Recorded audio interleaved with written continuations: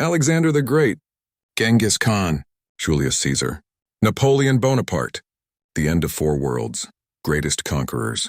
Alexander's ambition knew no limits. After conquering millions of square miles from Greece to Egypt and deep into Asia, he was still unsatisfied.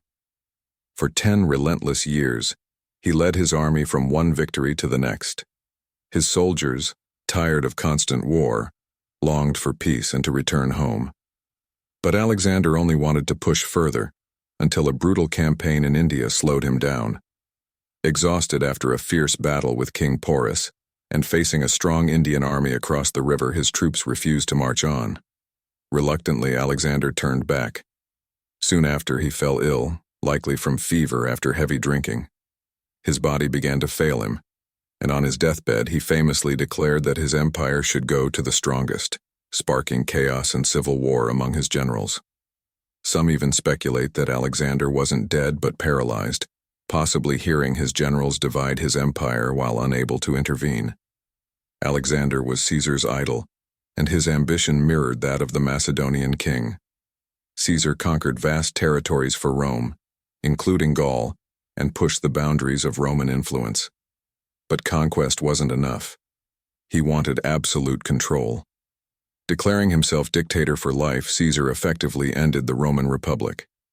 His move caused fear among Rome's elite, who saw him as a threat to their traditional power. On March 15, 44 BC, a group of senators led by his close ally Brutus assassinated him in the Senate.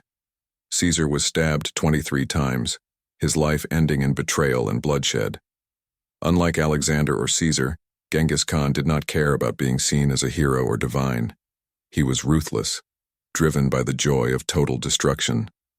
Under his rule, the Mongol Empire became the largest contiguous empire in history, built on fear and terror. His campaigns left millions dead, and his legacy was one of cruelty. The details of Genghis Khan's death are shrouded in mystery. Some say he was fatally wounded by an arrow, while others claim he was killed in revenge by a concubine. His followers kept his death secret, killing anyone who witnessed his funeral procession to prevent the news from spreading. Even in death, Genghis Khan's empire continued to expand. Napoleon was the most brilliant strategist of the four. His rise came at a time of revolution and instability in France. He saw himself as an artist of war, using the battlefield as his canvas. His victories in Europe and his lightning-fast campaigns cemented his legacy as one of the greatest military minds of all time. But Napoleon's ambition went too far. His decision to invade Russia ended in disaster, and after the crushing defeat at Waterloo, he was captured by the British. Exiled to the remote island of St. Helena, Napoleon lived out his final days in isolation, stripped of his empire but never relinquishing his sense of grandeur. Even in captivity, he insisted on maintaining the image of an emperor, wearing his military uniform until the end.